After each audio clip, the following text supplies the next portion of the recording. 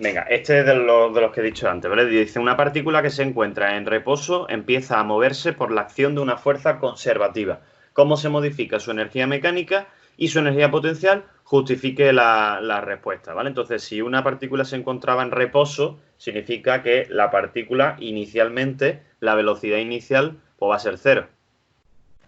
Si se ve atraído por una fuerza conservativa, siempre que se vea atraído por una fuerza conservativa, lo que implica que la fuerza sea conservativa es que la energía mecánica es constante, es decir, no varía.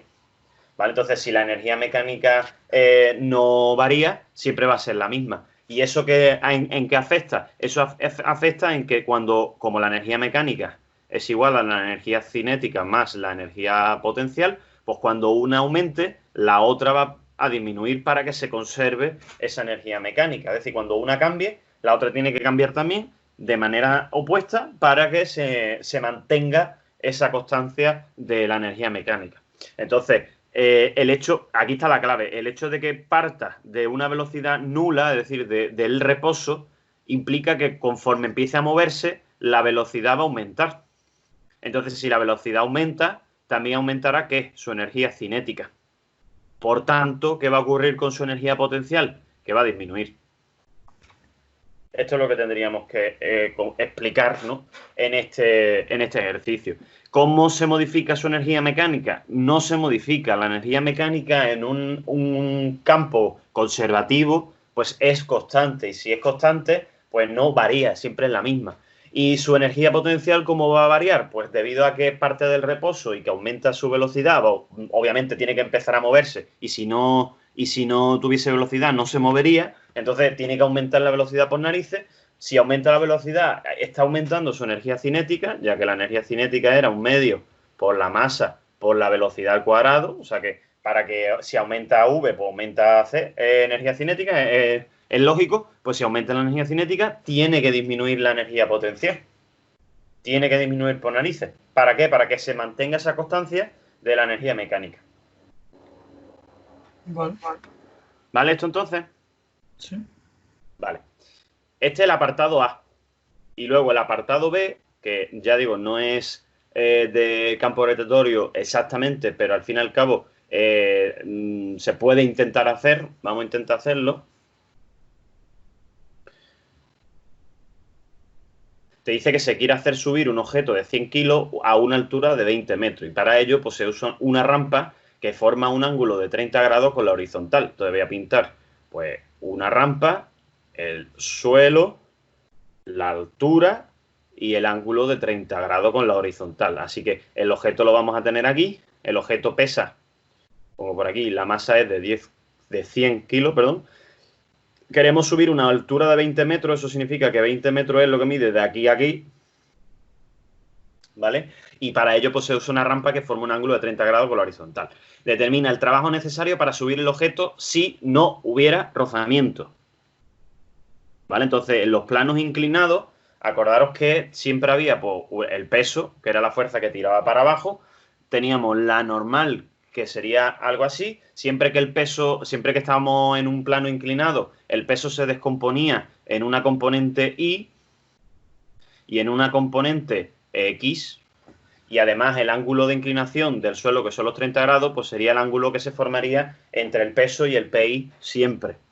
Siempre. Entonces, aquí, ¿qué es lo que tenemos que hacer? Lo que tenemos que hacer es, si todo esto, por cierto, habría que intentar hacerlo no con fuerzas, sino más que nada porque el ejercicio está pensado para que lo hagáis utilizando pues el tema de la energía mecánica, ¿no? Entonces, lo que teníamos que saber aquí es que como es una fuerza conservativa la gravedad, pues la energía mecánica en el punto 1, es decir, aquí, tenía que ser igual a la energía mecánica en el punto 2. Le poníamos que energía mecánica 1 era igual a la energía mecánica 2. Y la energía mecánica era igual a la energía cinética más la energía potencial. Y la energía mecánica 2, pues lo mismo, cinética 2 más potencial 2. Pues entonces podemos poner bueno, como partimos desde este punto, que es el suelo, la altura en ese punto, porque aquí ya esta energía potencial la vamos a usar no como la de siempre, sino como masa por gravedad por altura. ¿Vale? Entonces, la energía potencial en este punto va a ser 0 y y supuestamente si queremos que el objeto suba a la rampa y me imagino que se pare en ese punto, pues supondríamos que la energía cinética pues sería 0 para que se pare aquí. Así que tenemos la energía cinética en el primer punto, que es un medio por la masa, por la velocidad en el 1 al cuadrado, y tenemos la energía potencial en el 2, que es pues masa por la gravedad por la altura en el punto 2. ¿Vale? Claro, esto que yo estoy calculando aquí sería pues para calcular, por ejemplo, las masas se me irían, no me haría falta, sería para calcular la velocidad con la que llego aquí. Pero a mí me están pidiendo el trabajo, no me están pidiendo esto. Entonces, ¿el trabajo qué era? El trabajo era igual a la variación de energía potencial o la variación de energía cinética. ¿Vale? Y teniendo en cuenta que lo que sé son las alturas, porque aquí mide 20 y aquí mide 0, pues esta no me interesa. Me interesaría esta. Potencial final menos potencial inicial. Pues, ¿cuál es la energía potencial final? Masa por la gravedad por la altura en 2. ¿Y cuál es la energía potencial inicial? Pues masa por la gravedad por la altura 1, que como es 0 porque suponemos que partimos desde el suelo, pues la podemos quitar. O sea que me sale como masa por los 100 kilos que pesa esto, como gravedad el 9,8, que por cierto me lo da el ejercicio, el dato, ¿vale? Si no, se supone que no podríamos utilizarlo, y la altura pues sería de 20 metros. Javi, en la variación de energía potencial o de energía cinética, uno de los no era negativo. Es negativa cuando usamos buscar la otra fórmula de energía potencial. Cuando usamos esta, no. Cuando usamos la de menos G por M por M partido de R, ahí sí tenemos que usarla en negativa, por ser precisamente negativa. Vale. Pero cuando estamos usando esta que es positiva, pues se deja como está. Vale. ¿Vale?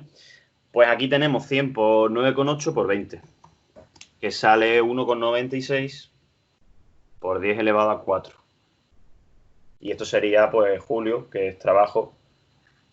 Ese sería el trabajo que necesitaríamos para subir esa rampa, ¿vale? Así que esto que hicimos al principio no valía. No valía porque no era lo que no me estaban pidiendo, ¿vale? Me estaban pidiendo, pues, eso, ¿no? Lo que hemos dicho, el trabajo. Por cierto, que nosotros digamos que la energía mecánica en 1 es igual a la energía mecánica en 2. Lo pongo así, energía mecánica en 2, es lo mismo que si paso esta energía al otro lado restando, y aquí dejáramos un 0, y escribiésemos esto como variación de energía mecánica. Entonces, el hecho de que esto sea variación de energía mecánica igual a 0, significa que no varía, ¿no? Que la energía mecánica es constante. Esto cuando ocurre que la variación es 0, cuando no hay rozamiento. Cuando no hay rozamiento, pues la energía mecánica se conserva. Pero resulta ahora que tenemos un segundo apartado en el que el trabajo necesario para subir el objeto, si el coeficiente de rozamiento es de 0,2. Entonces ya sí tenemos rozamiento. ¿Qué teníamos que hacer cuando teníamos rozamiento? Pues teníamos que hacer que la variación de energía mecánica fuese igual al trabajo de rozamiento. ¿Vale? Esta era la forma de hacerlo. También lo podíamos plantear, si no queremos así, podríamos decir que la energía mecánica al principio pues tiene que ser igual a la energía mecánica al final, menos el trabajo de rozamiento que realicemos. O sea, hay una pérdida de energía por el rozamiento. Eso es lo que se podría interpretar. Yo prefiero escribirla así, la verdad. ¿Vale? Prefiero de esta manera. Más que nada porque es más intuitiva. La energía al principio es igual a la energía al final menos lo que se haya perdido en el trabajo de subir. ¿Vale? Si lo pensáis así es más fácil de escribir. Pues entonces tenemos energía mecánica inicial, que es energía cinética 1 más energía potencial 1, pues tiene que ser igual a la energía cinética 2 más la energía potencial en 2, menos el trabajo de rozamiento, que acordaros que el trabajo de rozamiento era siempre fuerza de rozamiento por el desplazamiento, y la fuerza de rozamiento se podía calcular como mu por la normal. ¿vale? Entonces la normal en este caso es el peso. Y mu era el coeficiente de rozamiento, ¿vale? Esto es el peso, la normal, que es masa por la gravedad, vaya. Lo voy a poner directamente, lo pongo así, masa por la gravedad, ya que la normal, pues era el peso. El peso, por cierto, peso no es peso I, porque la normal, que es esta de aquí, es la opuesta a PI, al peso I. Así que tendríamos que poner aquí PI. Y el PI es el peso por el coseno del ángulo. Así que esto es masa por la gravedad por el coseno del ángulo. ¿Coseno por qué? Porque el PI es la componente contigua al ángulo. Si este es el ángulo, este es el contiguo. El opuesto sería este, Sí, que es el que se equivaldría a PX. El opuesto es el que lleva el seno, el contiguo es el que lleva el coseno, ¿vale? Pues la fuerza de rozamiento es mu por la masa, por la gravedad, por el coseno del ángulo de inclinación del plano, y eso pues habría que multiplicárselo pues al espacio recorrido, ¿no? A la distancia recorrida. Entonces, pues tendríamos que ir quitando cosas de aquí, ¿no? Vamos a poner energía cinética al principio, sí se puede calcular. La energía potencial al principio va a ser 0, ¿vale? Pero estamos cometiendo el mismo error de antes, y es que no me piden esto de aquí, me están pidiendo el trabajo en subir, ¿vale? Entonces, si el trabajo al subir era, dijimos, variación de energía potencial, antes que no había fuerza, que no había rozamiento, pues ahora tendremos que restarle el rozamiento, ¿vale? O sea, el trabajo final, el resultante va a ser la variación de energía potencial menos el trabajo de rozamiento realizado. Así que, ¿cuál es la variación de energía potencial? Pues podríamos usar la misma de antes, porque la hemos calculado, que nos salió aquí como variación de energía potencial 1,96 por 10 elevado a 4. Pues pondríamos 1,96 por 10 elevado a 4 menos el trabajo de rozamiento. Y ese trabajo de rozamiento, pues tendríamos que calcularlo o aparte o aquí mismo, pero bueno, hemos dicho que es la fuerza de rozamiento por el desplazamiento. La fuerza de rozamiento hemos dicho que es, o que va a quedar, como mu por masa, por la gravedad, por el coseno del ángulo, y el desplazamiento es lo que mide la rampa. Para saber cuánto mide la rampa, si tenemos una altura en este triángulo de 20 metros y yo lo que quiero es calcular esto, que es la hipotenusa, pues podemos usar el seno de 30. El seno de 30, ¿quién es? El opuesto, que es 20, partido de la hipotenusa, que sería la medida de la rampa. Así que h es igual a 20 entre el seno de 30, que me sale 40 metros. Si la rampa son 40 metros, pues el desplazamiento que tendremos que recorrer pues será 40 metros. Así que mu es el coeficiente de rozamiento, que era 0,8, ¿no? Que era 0,8 si no recuerdo mal. No, era 0,2 el mu. Así que esto es 0,2 por la masa del objeto, que son 100 kilos, por la gravedad, que es 9,8, por el coseno de 30, que es el ángulo, por 40, que es lo que mide la rampa.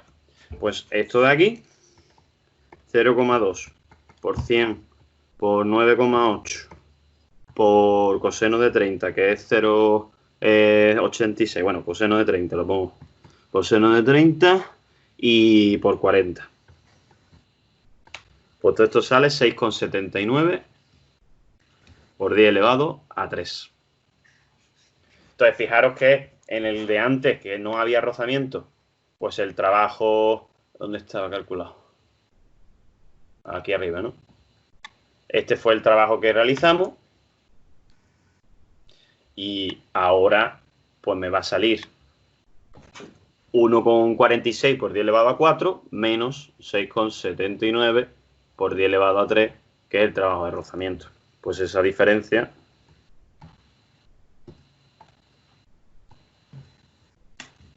que sería 1,28 por 10 elevado a 4 julios. Pues este es el trabajo de ahora, y el trabajo de antes pues sería este, el de aquí.